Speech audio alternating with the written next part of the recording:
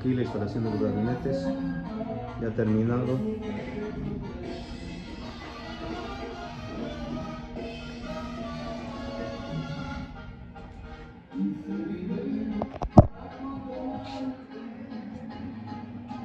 Aquí ya estamos poniendo el crown molding. Solamente nos falta ese gabinete de poner el crown molding, pero así van quedando.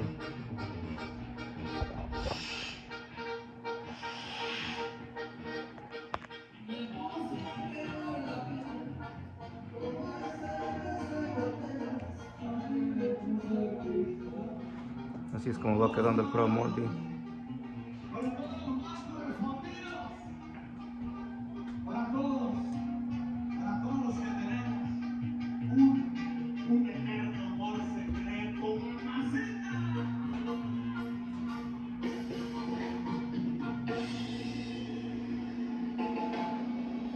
Así es como va quedando la instalación, ya terminado el día de hoy.